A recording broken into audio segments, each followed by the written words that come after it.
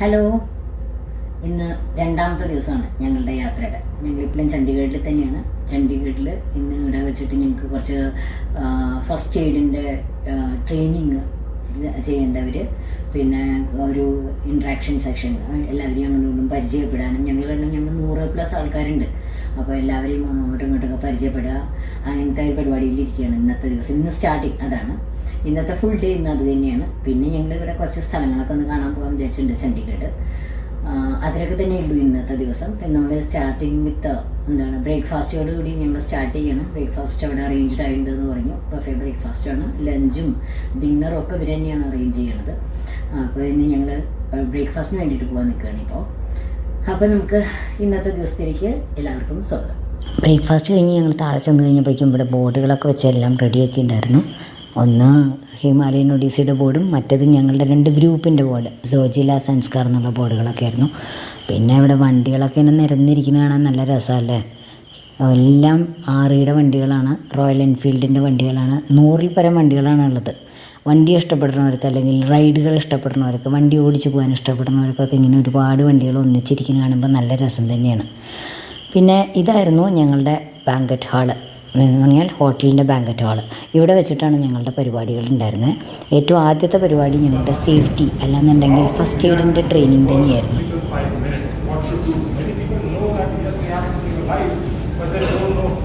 So what is first aid in your own words? So in Hindi, what is first aid in Hindi? So most of you speak Hindi here, but in Tamil we say Modaludavi. I do know some people are there from Tamil Nadu here. അതെ, അതുതന്നെയായിരുന്നു ഈ training കൊണ്ട് അവർ ഉദ്ദേശിച്ചിട്ടുണ്ടായിരുന്നത്. First aid നമ്മളൊക്കെ കേട്ടിട്ടില്ലേ, ആദ്യത്തെ 5 minute അല്ലെങ്കിൽ ആദ്യത്തെ 10 minute വളരെ നിർണായകമാണെന്നുള്ളത് ഡോക്ടർമാർ പറയണത് പലപ്പോഴും കേട്ടിട്ടുണ്ടാവും. ഒരു ഹാർട്ട് അറ്റാക്ക് വന്നു കഴിഞ്ഞാൽ, സ്ട്രോക്ക് വന്നു കഴിഞ്ഞാൽ ചിലമൊക്കെ, അത് എന്ത് ആക്സിഡൻ്റ് ആയി കഴിഞ്ഞാൽ ചിലം അത് അങ്ങനെ തന്നെയാണെന്നാണ് അവർ പറയണത്. ആക്സിഡൻ്റ് എന്ന് പറഞ്ഞു കഴിഞ്ഞാൽ ഞാൻ വാഹനാപകടം മാത്രമല്ല കേട്ടോ ഉദ്ദേശിച്ചത്. നമ്മളുടെ കൂടെ യാത്ര ചെയ്യുന്ന ഒരാൾക്ക്, അല്ലെങ്കിൽ നമ്മളുടെ കൂടെ ഇരുന്ന് ഭക്ഷണം കഴിക്കുന്ന ഒരാൾക്ക് തൊണ്ടയിൽ വെള്ളം കുടുങ്ങി, അല്ലെങ്കിൽ ഒരു ഹാർട്ട് അറ്റാക്ക് വന്നു എന്ന് കഴിഞ്ഞാൽ ആദ്യത്തെ കുറച്ച് നിമിഷങ്ങൾ നമ്മൾ എങ്ങനെയാണ് ഫസ്റ്റ് എയ്ഡ് കൊടുക്കേണ്ടത്, നമ്മൾ എന്താണ് ആ സമയത്ത് ചെയ്യേണ്ടത്. ഇതിലിപ്പോൾ തൊണ്ടയിൽ എന്തെങ്കിലും കുടുങ്ങിക്കഴിഞ്ഞാൽ എന്താ ചെയ്യേണ്ടതെന്നുള്ളതാണ് കേട്ടോ കാണിക്കണേ. ആദ്യം നമ്മൾ ചുമയ്ക്കണം. അത് കഴിഞ്ഞ് കഴിഞ്ഞിട്ട് നമ്മൾ കൂടെയുള്ള നിൽക്കുന്ന ആൾ എങ്ങനെയാണ് അത് പുറത്തേക്കെടുക്കാൻ എന്താണ് ചെയ്യുക. ഇതേപോലെ ഓരോ കാര്യങ്ങൾക്കും അവർ ആദ്യം ഡമ്മി വെച്ചിട്ട് കാണിച്ചു തരും നമ്മൾക്ക്. അത് കഴിഞ്ഞിട്ട് ഞങ്ങളുടെ കൂടെയുള്ള ഒരു പാർട്ടിസിപ്പൻറ്റിനെ വിളിച്ചിട്ട് അവർ ലൈവായിട്ട് ഡെമോൺസ്ട്രേഷനായിട്ട് കാണിച്ചു തരും. അത് കഴിഞ്ഞ് ഞങ്ങളിൽ തന്നെയുള്ള ആൾക്കാരെ റാൻഡംലി 1, 2, 3, 4 ആൾക്കാരെയൊക്കെ വിളിച്ചിട്ട് അവരെ കൊണ്ട് അത് ചെയ്യിക്കും. അങ്ങനെ ഓരോ കാര്യങ്ങളും വളരെ കൃത്യമായിട്ട് തന്നെ പറഞ്ഞു തന്നിട്ടുണ്ടായിരുന്നു. ഇപ്പോൾ ഇതിൽ കാണിക്കേണ്ടത് ഒരാൾക്ക് ഹാർട്ട് അറ്റാക്ക് വന്നു കഴിഞ്ഞിട്ട് വെച്ചാൽ എങ്ങനെയാണ് CPR കൊടുക്കേണ്ടതെന്നുള്ളതാണ് കേട്ടോ. ആദ്യം തന്നെ ഒരു CPR എന്താണെന്നുള്ളതും എവിടെയാണ്, ഏത് പൊസിഷനിലാണ് CPR കൊടുക്കേണ്ടതെന്നൊക്കെ ഈ ഡമ്മി വെച്ചിട്ട് ഞങ്ങളെ പഠിപ്പിച്ചിട്ടുണ്ടായിരുന്നു. അത് കഴിഞ്ഞിട്ട് വീണ്ടും ഞങ്ങളുടെ ഇടയിൽ നിന്നുള്ള ആൾക്കാരെ വിളിച്ചിട്ട് അവരെ കൊണ്ട് എന്ന് വെച്ചാൽ ഞങ്ങളിലുള്ള പാർട്ടിസിപ്പൻസിനെ കൊണ്ട് തന്നെ എങ്ങനെയാണ് പിന്നെ നമ്മുടെ കൂടെ പറഞ്ഞു എന്തെങ്കിലും പറ്റി എടുത്തു കൊണ്ടുപോകേണ്ട ഒരവസ്ഥ വന്നു കഴിഞ്ഞിട്ടുണ്ടെന്നുണ്ടെങ്കിൽ എങ്ങനെയൊക്കെ ഏതൊക്കെ രീതിയിലാണ് എടുത്തു കൊണ്ടുപോകാൻ പറ്റുക എന്നുള്ളതാണ് കാണിക്കേണ്ടത്. സ്ത്രീകൾക്കടക്കം വളരെ ഈസി ആയിട്ട് എടുത്തു കൊണ്ടുപോകാം ആൾക്കാരെ എന്നുള്ളതാണ് ഇവിടെ കാണിക്കണം. അതിന് വേണ്ടിയിട്ട് സ്ത്രീകളെ അടക്കം വിളിച്ചിട്ട് എല്ലാം ഡെമോൺസ്ട്രേഷൻ നടത്തുന്നുണ്ടായിരുന്നു. വളരെ ഈസി ആയിട്ട് നമുക്ക് എല്ലാ കാര്യങ്ങളും എന്തെന്ന് പഠിക്കാൻ പറ്റി. ഇതൊക്കെ ജീവിതത്തിൽ ഏത് സമയത്ത് വേണിച്ചാൽ ഉപകരിക്കാവുന്ന സംഭവങ്ങളാണ്. അതിപ്പോൾ ഈ യാത്രയ്ക്ക് വേണ്ടിയിട്ട് മാത്രമല്ല, നമ്മളുടെ ലൈഫ് ലോങ് എന്ന് വേണമെങ്കിൽ നമുക്ക് ഇതൊക്കെ ഉപകാരപ്പെടുന്ന കാര്യങ്ങളാണ് അവിടെ പഠിപ്പിച്ചിട്ടുണ്ടായിരുന്നത്. രാവിലെ 10 മണി മുതൽക്ക് ഉച്ചയ്ക്ക് 1 മണി വരെ ആയിരുന്നു ട്രെയിനിങ് ഉണ്ടായിരുന്നത്. അത് കഴിഞ്ഞപ്പോഴേക്കും ലഞ്ച് ടൈമായി. അടിപൊളി ലഞ്ചായിരുന്നു ഇവിടെ അറേഞ്ച് ചെയ്തിട്ടുണ്ടായിരുന്നത്. 2-3 തരം സൂപ്പുകളും ഒരുപാട് സാലഡുകളും സ്റ്റാർട്ടേഴ്സും, പിന്നെ റൊട്ടി, കറികൾ, വെജ് കറികൾ, നോൺ വെജ് കറികൾ വേറെ വേറെ സെക്ഷനായിട്ട്, പിന്നെ ഒരുപാട് റൈസുകൾ, പല 2-3 തരം റൈസ് ഐറ്റംസ്, പിന്നെ സ്വീറ്റ്സ് ഉണ്ടായിരുന്നു. അതിൽ കേക്കുകളുണ്ടായിരുന്നു, പിന്നെ ഗുലാബ് ജാമുൻ, ഐസ്ക്രീം, അങ്ങനെ പല വിധത്തിലുള്ള സ്വീറ്റൊക്കെ ആയിട്ട് അടിപൊളി ലഞ്ചായിരുന്നു അറേഞ്ച് ചെയ്തിട്ടുണ്ടായിരുന്നത്. ലഞ്ച് കഴിഞ്ഞ് അധികം വൈകാതെ തന്നെ ഞങ്ങളുടെ വൈകുന്നേരത്തെ സെഷൻ സ്റ്റാർട്ട് ചെയ്തു. വൈകുന്നേരത്തെ സെഷൻ മുഴുവൻ റൈഡിൻ്റെ ബ്രീഫിംഗ് തന്നെയായിരുന്നു. എന്ന് പറഞ്ഞു കഴിഞ്ഞാൽ എന്തൊക്കെയാണ് നമ്മൾ റൈഡ് ചെയ്യുമ്പോൾ ശ്രദ്ധിക്കേണ്ടത് എന്നുള്ളത്. ഞാൻ പറയണത് ട്രാഫിക് റൂൾസിനെ പറ്റിയിട്ടല്ല കേട്ടോ. നമ്മളൊരു ഗ്രൂപ്പായിട്ട് റൈഡ് ചെയ്യുമ്പോൾ നമ്മൾ ഒരുപാട് നിയമങ്ങൾ ഫോളോ ചെയ്യണം. അവരൊരുപാട് കാര്യങ്ങൾ പറഞ്ഞു തരും നമ്മൾക്ക്, എങ്ങനെയാണ് നമ്മളത് റൈഡ് ചെയ്യേണ്ടത്, എങ്ങനെയൊക്കെ എന്തൊക്കെ കാര്യങ്ങളാണ് ഫോളോ ചെയ്യേണ്ടത് എന്നുള്ളതിനെ പറ്റിയിട്ട് അതൊക്കെ ഇവിടെ പറഞ്ഞു തന്നിട്ടുണ്ടായിരുന്നു. പിന്നെ ഞങ്ങൾ പോകുന്ന ഓരോ സ്ഥലങ്ങളിലുള്ള കാലാവസ്ഥകൾ, അവിടെ നമ്മൾ എന്തൊക്കെയാണ് ശ്രദ്ധിക്കേണ്ടത്, ഓരോ ഹൈ ആൾട്ടിറ്റ്യൂഡിലേക്ക് നല്ല ഉയരത്തിലേക്കൊക്കെ പോകുമ്പോൾ നമുക്ക് ഒരുപാട് പ്രശ്നങ്ങളുണ്ടാവും. അതൊക്കെ മറികടക്കാൻ നമ്മൾ എന്തൊക്കെയാണ് ചെയ്യേണ്ടത് എന്നുള്ളതിനെ പറ്റിയിട്ടും എല്ലാം ഇവിടെ അവർ പറഞ്ഞു തരുന്നുണ്ടായിരുന്നു, എല്ലാ കാര്യങ്ങളും ബ്രീഫ് ചെയ്തിട്ട്. പിന്നെ നമ്മൾ പോകുന്ന വഴികളിലുണ്ടാകുന്ന ഓരോ പ്രശ്നങ്ങൾ എല്ലാതിനെ പറ്റിയിട്ടും ഇവിടെ ഞങ്ങൾക്ക് പറഞ്ഞു തന്നിട്ടുണ്ടായിരുന്നു. ഇതാണ് ആർ ജെ ഞങ്ങളുടെ സീനിയർ ആയിട്ടുള്ള ഒരു ലീഡാണ്. ആർ ജെക്ക് 20 വർഷത്തിലേറെയായിട്ട് എക്സ്പീരിയൻസ് ഉണ്ട് ഹിമാലയാസിൽ. ഇത് ഹിമാലയൻ ഒഡീസിയുടെ എന്ന് പറഞ്ഞാൽ റോയൽ എൻഫീൽഡിൻ്റെ പ്രൈഡ് റൈഡായിട്ടുള്ള ഹിമാലയൻ ഒഡീസിയുടെ 20ാമത്തെ എഡിഷനാണ്. അതിൻ്റെ ഇടയിൽ ഒരുപാട് വർഷങ്ങൾ അവർക്ക് പോകാൻ പറ്റാതെയൊക്കെ ഇരുന്നിട്ടുണ്ട്. 1979 അത്ര അവർ സ്റ്റാർട്ട് ചെയ്തത്. അന്ന് എത്ര 10 പേരോ 12 പേരോ ആയിട്ട് വെച്ചിട്ടാണ് അവർ ഈ ഹിമാലയൻ ഒഡീസി എന്നുള്ള പരിപാടി റോയൽ എൻഫീൽഡിൽ സ്റ്റാർട്ട് ചെയ്തിട്ടുള്ളത്. ഈ തവണ ഞങ്ങൾ 100 പേരാണ് പോയിട്ടുള്ളത്. ഇത്രയും വലിയൊരു ഗ്രൂപ്പിനെ അവർ ആദ്യമായിട്ടാണ് കൊണ്ടുപോകുന്നത്. അപ്പോൾ ആദ്യത്തെ യാത്രയുടെ കുറേ ഫോട്ടോകളൊക്കെ അവർ ഞങ്ങൾക്ക് ഡിസ്പ്ലേ ചെയ്ത് തന്നിട്ടുണ്ടായിരുന്നു കേട്ടോ. അതൊക്കെ ഒരു രസമായിട്ടുള്ള കാര്യം കേട്ടോ, കാണാൻ നല്ല ഭയങ്കര എക്സൈറ്റ്മെൻ്റ് ഒക്കെ തോന്നുന്ന ഒരു സംഭവം തന്നെയായിരുന്നു. Bharat here will be leading your Zanskar group tomorrow. Okay. And Pankaj is going to be leading your Zojila group tomorrow. Okay. Nikhil is going to be. പിന്നെ അവരുടെ ഓരോ സ്റ്റാഫിനെയും നമ്മളെ പരിചയപ്പെടുത്തുമായിരുന്നു. കാരണം 2 ലീഡർമാരാണ് ഞങ്ങളുടെ ഓരോ ഗ്രൂപ്പിനും ഉണ്ടായിരുന്നത്. ലീഡെന്ന് പറഞ്ഞു കഴിഞ്ഞാൽ വേറൊന്നുമില്ല കേട്ടോ, ലീഡർ തന്നെയാണ്, നമ്മളെ ലീഡ് ചെയ്യുന്ന ആൾക്കാർ. അപ്പോൾ ഏറ്റവും മുന്നിൽ ഒരാളുണ്ടാവും, ഏറ്റവും പിന്നിൽ ഒരാളുണ്ടാവും. അവരെ ഞങ്ങളെ പരിചയപ്പെടുത്തി. അത് കഴിഞ്ഞ് ഞങ്ങളുടെ കൂടെ ഒരു ഡോക്ടർ ഉണ്ടായിരുന്നു, ഡോക്ടറെ പരിചയപ്പെടുത്തി. പിന്നെ ഏറ്റവും പിന്നെ ഒരു മെക്കാനിക്കൽ വണ്ടി ഉണ്ടാവും, അതിലുള്ള സ്റ്റാഫിനെയും ഞങ്ങളെ പരിചയപ്പെടുത്തിയിട്ടുണ്ടായിരുന്നു. ഇനി 10-18 ദിവസം ഇവരാണല്ലോ നമ്മുടെ എല്ലാ സപ്പോർട്ടിനും ഉള്ള ആൾക്കാർ. നമ്മൾക്ക് എന്ത് പ്രശ്നം ഉണ്ടായാലും നമ്മൾ ഇവരോടാണല്ലോ സംസാരിക്കേണ്ടത്. അതുകൊണ്ട് എല്ലാവരെയും നമ്മൾക്ക് പരിചയപ്പെടുത്തി തന്നിട്ടുണ്ടായിരുന്നു അന്ന്.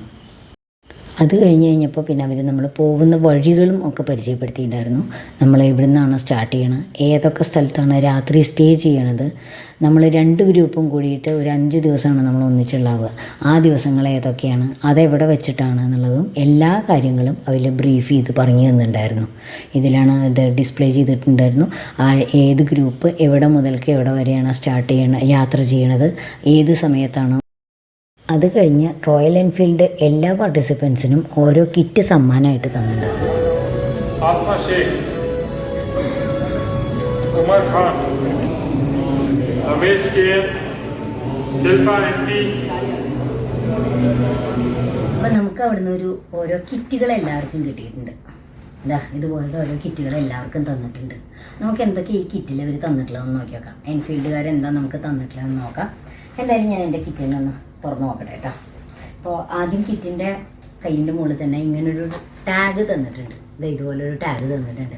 അത് ഇതിൻ്റെ മുകളിൽ ഇട്ടിട്ടാണ് ഓരോരുത്തർക്കും തന്നിട്ടുള്ളത്. ഈ ടാഗ് നമുക്ക് ആവശ്യമുണ്ട്. എന്താണെന്ന് വെച്ച് കഴിഞ്ഞാൽ നമ്മളുടെ ലഗേജ് അവരാണ് കൊണ്ടുപോകുന്നത്. നമ്മളുടെ എല്ലാ ആൾക്കാർക്കും ഓരോ പെട്ടി വെച്ചിട്ട് അവർ കൊണ്ടുപോകും. അവരുടെ ലഗേജ് വാൻ ഉണ്ട്, അതിലവർ ട്രാൻസ്പോർട്ട് ചെയ്ത് തരും. കാരണം നമ്മുടെ ബൈക്കിൻ്റെ മുകളിൽ ഇത് മുഴുവൻ കെട്ടിവെച്ച 10-20 ദിവസത്തെ ട്രിപ്പല്ലേ, അപ്പോൾ എല്ലാം കൂടിയിട്ട് കെട്ടിവെച്ച് കൊണ്ടുപോകാൻ പറ്റില്ല. അപ്പോൾ ഈ ഒരു ടാഗ് നമ്മളുടെ ലഗേജിൻ്റെ മുകളിൽ കെട്ടിയിട്ടുണ്ടായിരിക്കണം. അതിൽ നമ്മളുടെ പേരുണ്ട്, നമ്പറുണ്ട്. നമ്മൾക്ക് ഓരോ ആൾക്കാർക്കും ഓരോ നമ്പറുണ്ട്. 120 ടോട്ടൽ അവരുടെ ആൾക്കാരടക്കം, കോർഡിനേറ്റേഴ്സ് അടക്കം, അസിസ്റ്റൻസ് മീൻസ് മെക്കാനിക്സും ഡോക്ടേഴ്സും എല്ലാം അടക്കം 125 പേരുടെ ട്രിപ്പാണിത്. അപ്പോൾ എല്ലാ ആൾക്കാർക്കും ഓരോ നമ്പറുണ്ട്. ആ നമ്പർ ഇതിൽ മെൻഷൻ ചെയ്തിട്ടുണ്ടാവും, നമ്മളുടെ പേര് ഇതിൽ മെൻഷൻ ചെയ്തിട്ടുണ്ടാവും. ഓരോരുത്തരും ഓരോ ഗ്രൂപ്പിലാണ്, 2 ഗ്രൂപ്പായിട്ടാണ് പോകുന്നത്. ആ ഗ്രൂപ്പ് നെയിമും കൂടിയും ഇവിടെ മെൻഷൻ ചെയ്തിട്ടുണ്ട്. അപ്പോൾ കൃത്യമായിട്ടുള്ള ടാഗ് ഇല്ലാത്ത ഒറ്റ പെട്ടികളും അല്ലെങ്കിൽ ഒറ്റ ബാഗോ പെട്ടിയോ എന്താ വേണ്ടതെന്ന് ചെയ്യാൻ ഒറ്റൊന്നേ പറ്റുള്ളൂ. അത് നമ്മൾക്ക് കൊടുത്തു വിടണം. അതിൽ കൃത്യമായിട്ട് ടാഗ് ചെയ്തിട്ടുണ്ടാവണം. അപ്പോൾ 2 ടാഗ് ഉണ്ട്. ഒന്ന് നമ്മളുടെ കയ്യിൽ ഒരു ബാഗ് ഉണ്ടായിരിക്കും, നമ്മളുടെ വണ്ടിയുടെ മുകളിൽ വെച്ച് കെട്ടാൻ ഒരു ബാഗ്, അതിലും ഇതുപോലെ ഒരു ടാഗ് ചെയ്തിട്ടുണ്ടാവണം. അതില്ലാണ്ട് അവർ സമ്മതിക്കില്ല. അപ്പോൾ അതാണ് ആദ്യം ഇതിൻ്റെ മുകളിൽ കയ്യിൻ്റെ മുകളിൽ തന്നെ കെട്ടി വെച്ചിട്ടുണ്ടായിരുന്നു. ഇതാണ് ഒരു ടാഗ് ഉള്ളത്. പിന്നെ ഇത് തുറന്നു കഴിഞ്ഞിട്ടുണ്ടെച്ചാൽ ആദ്യം ഉള്ളത് കുറച്ച് സ്റ്റിക്കേഴ്സാണ്. സ്റ്റിക്കേഴ്സ് എന്ന് പറഞ്ഞു കഴിഞ്ഞാൽ നമ്മളുടെ വണ്ടിയുടെ മുകളിലൊക്കെ സ്റ്റിക്കറുകൾ ഒട്ടിക്കണം. ഇതുപോലത്തെ സ്റ്റിക്കറുകൾ നമ്മളുടെ വണ്ടിയുടെ മുകളിൽ ഒട്ടിക്കണം. വണ്ടിയുടെ മുകളിൽ നമ്മൾ ഒട്ടിക്കണം. പിന്നെ ഹിമാലയൻ ഒഡീസി എന്നൊക്കെ പറഞ്ഞിട്ടുള്ള സ്റ്റിക്കറുകളുണ്ട്. അതൊക്കെ വണ്ടിയുടെ മുകളിൽ ഒട്ടിക്കണം. പിന്നെ ഇത് കുറച്ച് ഫാൻസി സ്റ്റിക്കേഴ്സാണ്. കുറേ ആൾക്കാരുണ്ടാവുമല്ലോ ഫാൻസി സ്റ്റിക്കേഴ്സ് ഒട്ടിക്കാൻ, വണ്ടിയുടെ മുകളിൽ എന്തെങ്കിലും മുകളിലൊക്കെ സ്റ്റിക്കേഴ്സ് ഒട്ടിക്കാൻ താല്പര്യമുള്ള ആൾക്കാർക്ക് അവർക്ക് വേണ്ടിയിട്ടുള്ളതാണ് ഇത്. വണ്ടിയുടെ മുകളിൽ ഒട്ടിക്കാം അവർക്ക് വേണമെന്നുണ്ടെങ്കിൽ. അതിന് വേണ്ടിയിട്ട് കുറച്ച് ഫാൻസി നല്ല ഭംഗിയൊക്കെയുള്ള കളർഫുൾ സ്റ്റിക്കേഴ്സാണ്, അത് ഒട്ടിക്കാം. ഇത് കമ്പൽസറിയാണ്. നമ്മളുടെ ഹെൽമെറ്റിൻ്റെ മുകളിലും ഈ സ്റ്റിക്കർ ഒട്ടിക്കണം. കാരണം അവർക്ക് നമ്മളെ ഐഡൻറ്റിഫൈ ചെയ്യാൻ വേണ്ടിയിട്ടാണ്, പെട്ടെന്ന് വണ്ടി ഐഡൻറ്റിഫൈ ചെയ്യാൻ വേണ്ടി. കാരണം ഒരുപാട് ബുള്ളറ്റ്സൊക്കെ പോയി കഴിഞ്ഞിട്ട് വെച്ചാൽ കാണുന്നതല്ലേ, എത്രയോ ആൾക്കാർ ബുള്ളറ്റിൽ യാത്ര ചെയ്യണം. അപ്പം നമ്മളുടെ ഗ്രൂപ്പിലുള്ള ആൾക്കാരാണെന്നുള്ളത് അവർക്ക് അറിയാൻ വേണ്ടിയിട്ടാണ് നമ്മൾ ഈ സ്റ്റിക്കർ വണ്ടിയുടെ 4 വശം ഒട്ടിക്കണം. അതുപോലെ നമ്മളുടെ ഹെൽമെറ്റിൻ്റെ മുകളിൽ ഇത് ഒട്ടിച്ചിട്ടുണ്ടാവണം. പിന്നെ കിറ്റിലുള്ളത് ഒരു ബോക്സ് കാണാനുണ്ട്, ഒന്ന് തുറന്ന് നോക്കട്ടെ കേട്ടോ. ഇതിലൊരു കപ്പാണ്, ബോക്സിലൊരു കപ്പാണ്. ഇതുപോലെ നല്ല ഭംഗിയുള്ള കപ്പാണ് കേട്ടോ. റോയൽ എൻഫീൽഡ് ഒക്കെ എഴുതിയിട്ടുള്ള ഒരു കപ്പാണ്. ചായ കുടിക്കാനൊന്നും പറ്റില്ല, ഷോക്കേസിലൊക്കെ വെക്കാൻ തന്നെ ഇത് പറ്റുള്ളൂ എന്നാണ് തോന്നുന്നത്. മെറ്റലാണിത്, ക്ലേ അല്ല തോന്നുന്നു, അല്ല മെറ്റലിൻ്റെ ഒരു കപ്പാണ്. പിന്നെ ഉള്ളത് ഡ്രസ്സുകൾ, ഷർട്ടുകളാണ്. 3 ഷർട്ട് അവർ തന്നിട്ടുണ്ട് എന്നാണ് പറഞ്ഞത്. ഒരു നോക്കി നോക്കട്ടെ, നമ്മുടെ സൈസ് ചോദിച്ചിട്ടുണ്ടായിരുന്നു അവർ. അപ്പോൾ അതിൽ 3 ഷർട്ടുകൾ തന്നിട്ടുണ്ട്. പൊട്ടിച്ച് കാണിച്ചു തരാം. ഒന്ന് കവറൊന്നും ഇല്ലാണ്ടാണ് തന്നിട്ടുള്ളത്. ഇതാണ് ഷർട്ട്. ഇങ്ങനൊരു ഷർട്ടാണ്, നല്ല ഫുൾ സ്ലീവൊക്കെ ആയിട്ടുള്ള നല്ല ഷർട്ടാണ്. സൈസ് കണ്ടു കഴിഞ്ഞിട്ട് വെച്ചാൽ നല്ല സൈസ് ഉണ്ട്. എക്സ്ട്രാ സൈസ് മീൻസ് ലാർജാണ് ഞാൻ പറഞ്ഞിട്ടുണ്ടായിരുന്നത്. കണ്ടു കഴിഞ്ഞിട്ട് വെച്ചാൽ എക്സ്ട്രാ ലാർജിൻ്റെ സൈസ് ഉണ്ട്. നോക്കി നോക്കാം, ഇട്ട് നോക്കിയിട്ടില്ല, ഇട്ട് നോക്കാം, അപ്പം അറിയാം. പിന്നെ ഉള്ളത് വേറൊരു ഷർട്ട്. ഇത് നോക്കട്ടെ, ഒരു കറുപ്പ് ഒരു വെള്ളയും ഒരേപോലത്തെ ഷർട്ടുകളാണെന്നാണ് എൻ്റെ അവരൊക്കെ ഇട്ട് നോക്കുന്നുണ്ടായിരുന്നു അവിടെ. അപ്പോൾ ഇതാണ് ആ ഷർട്ടായി. നല്ല ഭംഗിയുണ്ട് കാണാൻ. ഇങ്ങനെ 2 സൈഡിലും കഴുത്തിൻ്റെ മുകളിലൊക്കെ ഒരു ഡിസൈനൊക്കെ ഉള്ള ഷർട്ടാണ്. ഹിമാലയൻ ഒഡീസി എന്നൊക്കെ പറഞ്ഞ് ഇങ്ങനെയൊക്കെ ഉണ്ടാവും ഷർട്ടുകൾ. ഇതൊക്കെ ഇടാം, ഇതൊക്കെ ഇട്ടിട്ടുള്ള വീഡിയോസ് വരും കേട്ടോ. അപ്പോൾ ഇതാണ് ഒരു ഷർട്ട്. പിന്നെ ഒന്നുള്ളത് ഒരു വെള്ള ഷർട്ടാണ്. ഇതേ ഡിസൈൻ തന്നെ വൈറ്റിൽ. അപ്പോൾ 3 ടീഷർട്ട്സ് തന്നിട്ടുണ്ട് അവർ. ഇതേ ബാക്കിലും ഹിമാലയൻ ഒഡീസി ഒക്കെ എഴുതിയിട്ടുള്ള ഒരു 3 ടീഷർട്ടുകൾ തന്നിട്ടുണ്ട്. പിന്നെയുള്ളത് ഒരു കീ ചെയിൻ ഉണ്ട് അതിൽ. പിന്നെ ഉള്ളത് വീണ്ടും ഒരു ടാഗ്. ഞാൻ പറഞ്ഞില്ലേ 2 ടാഗ് ഉണ്ടാവുമെന്ന്. അതിലത്തെ ഒരു ടാഗ് ഇതിൻ്റെ ഉള്ളിൽ ഇരിക്കുന്നുണ്ട്.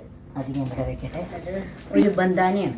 ബന്ധാന എന്ന് പറഞ്ഞു കഴിഞ്ഞാൽ എന്താ വെച്ചാൽ ഹെൽമെറ്റ് വയ്ക്കുമ്പോൾ ഉള്ളിൽ ഇടുന്ന ഒരു ടവല് പോലെ തലയിൽ കിട്ടുന്നില്ലേ, ബന്ധാന. അതാണ് പിന്നുള്ളത് എന്നാണ്. ഇത് കണ്ടു കഴിഞ്ഞാൽ വെച്ചാൽ ബന്ധാനയാണെന്ന് തോന്നുന്നുണ്ട്. അതെ, ഒരു ബന്ധാനയുണ്ട്. ഹിമാലയൻ ഒഡീസി എന്നൊക്കെ എഴുതിയിട്ടുള്ള ഒരു ബന്ധാന. പിന്നെയുള്ളത് അവർ പറഞ്ഞത് എന്താണെന്ന് വെച്ച് കഴിഞ്ഞിട്ടുണ്ടെച്ചാൽ ഇതൊരു വാട്ടർ പ്യൂരിഫയറാണ്. വാട്ടർ പ്യൂരിഫയർ എന്ന് പറഞ്ഞു കഴിഞ്ഞിട്ടുണ്ടെച്ചാൽ നമ്മൾ ലേയിലും ലഡാക്കിലൊക്കെ പോകുമ്പോൾ അവിടെ പ്ലാസ്റ്റിക് ബോട്ടിൽസൊക്കെ ഇഷ്ടംപോലെ കുമിഞ്ഞുകൂടി കിടക്കുന്നതാണ്. അതുകൊണ്ട് ഇവിടെ റോയൽ എൻഫീൽഡുകാർ എടുത്തിട്ടുള്ള ഒരു ഡിസിഷനാണ്, നമ്മളുടെ റൈഡേഴ്സ് ആരും പ്ലാസ്റ്റിക് ബോട്ടിൽ അങ്ങോട്ട് കൊണ്ടുപോയില്ലേ, യാതൊരു പ്ലാസ്റ്റിക് ബോട്ടിൽ. പക്ഷേ നമുക്ക് വെള്ളം വേണ്ടിയില്ലേ. അപ്പോൾ എന്താണെന്ന് വെച്ച് കഴിഞ്ഞാൽ ഇതൊരു പ്യൂരിഫയറാണ്. ഇത് നല്ല വിലയുള്ള കോസ്റ്റ്ലി സാധനമാണ് കേട്ടോ. അതിൻ്റെ വില എത്രയാണെന്നൊക്കെ നോക്കേണ്ടി വരും. നല്ല വിലയുണ്ടെന്നാണ് അവർ പറഞ്ഞത്. ഇതിൻ്റെ മുകളിൽ കാണാനില്ല. എന്തായാലും ഇത് അവർ ഫ്രീ ആയിട്ട് തരുന്നതാണ്. ഇതൊരു പ്യൂരിഫയറാണ്. ഇതിൻ്റെ ഉള്ളിലൊരു പ്യൂരിഫയർ ഉണ്ട്. നമ്മൾ വെറുതെ ഡ്രൈനേജിൽ നിന്നുള്ള വെള്ളം എടുത്തു കഴിഞ്ഞിട്ടുണ്ടെന്നുണ്ടെങ്കിൽ കൂടി ഇതിന്ന് കുടിക്കാമെന്നാണ്. 5000 തവണ ഇതിൽ റീഫിൽ ചെയ്യാം. ഇത് 650 ml ആണ് ഈ സാധനം. ഇത് 5000 തവണ റീഫിൽ ചെയ്യാമെന്നാണ് അവർ പറയുന്നത്, കമ്പനി അവകാശപ്പെടുന്നത്. അങ്ങനെ ഒരു പ്യൂരിഫയറാണ്. ഈ പ്യൂരിഫയറുള്ള ഒരു വാട്ടർ ബോട്ടിൽ ഇത്. അപ്പോൾ ഇത്രയും സാധനങ്ങളാണ് ഈ ഒരു സഞ്ചിയിൽ. എല്ലാവർക്കും ഇതുപോലെ ഒരു കിറ്റാണ് കൊടുക്കുന്നത്. ഈ ഒരു കിറ്റിൽ ഇത്രയും സാധനങ്ങൾ. ഞങ്ങൾ സ്റ്റിക്കറുകളൊക്കെ ഒട്ടിക്കുകയാണ് വണ്ടിയുടെ മുകളിൽ. ഇതെല്ലായിടത്തും ഒട്ടിക്കണം. എത്രയൊക്കെ സ്റ്റിക്കറുകൾ, പിള്ളേർക്കൊക്കെ നല്ല രസമാണ് എല്ലാം ഒട്ടിക്കാൻ. നമ്മൾ അത്യാവശ്യത്തിനുള്ള സാധനങ്ങളൊക്കെ ഒട്ടിക്കുകയാണ്. 48 ആണ് രമേഷിൻ്റെ നമ്പർ. അപ്പോൾ രമേശേട്ടൻ്റെ നമ്പറിനെ ഒട്ടിച്ചോട്ടെ വിചാരിച്ചു. 48 എന്നുള്ള നമ്പർ ഒട്ടിക്കുകയാണ്.